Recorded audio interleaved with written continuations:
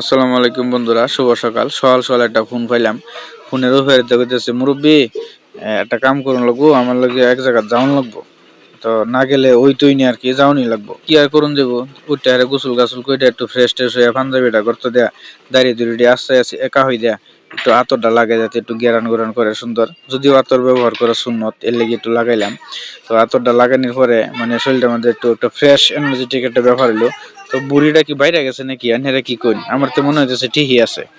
বের হয়ে গেলাম সকাল সকাল। আমার গাড়ি সামনেই অপেক্ষমান, সামনে দাঁড়িয়ে আছে। গাড়ির মধ্যে উঠে রওনা দিলাম। আমরা গন্তব্য হইতেছে রামভদ্রপুর বাজার। অন্য জায়গা হেরা পরে ফোন দেব, মনে করুন কোন জায়গায় যান লাগবো, কিবা কি করুন লাগবো। এর লেগে রামভদ্রপুর বাজারের উদ্দেশ্যে রওনা দিছি।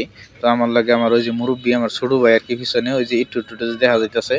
তো দেখতে দেখতে মনে করেন যে আমরা খৈরাঘাটের ব্রিজে উঠে পড়ছি। ব্রিজটা খুব সুন্দর, যদিও সকালে গেছি, বহেল বেলা হইলে আরো সুন্দর লাগে। রং টং উঠে পড়ছে। তো রামভদ্রপুর বাজার পার হয়ে হেরা আমরা সিঙ্গিমারির যে রাস্তাটা আর কি, ওই রাস্তাটার মধ্যে হান্দায় পড়ছি।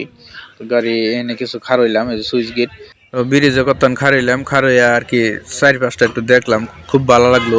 মেন কথা হলো গাড়িটা আমরা আটকে পড়ছে, এলে এনে খারই একটু সময়টা পাস করলাম। হাসা কথা কি, আসলে লোকায় রাখনের জিনিস, এটা তো কোনো ক্রমে লোকায় রাখুন যায় না। যেটাই হোক, খারই থেকে যে দৃশ্যগুলো দেখলাম গ্রামের, ভাল লাগছে আর কি। রাস্তাটা একবারে চিফা, গাড়িটা লয়ে যেতে একটু কষ্ট হইতেছে, মনে হইতেছে গহীন জঙ্গল পথ হারিয়ে গেছি, এই অবস্থা। কি গজনি, গজনি তো আরো বড় বড় পাহাড়। এটা কি খৈরা নদী যাবেন?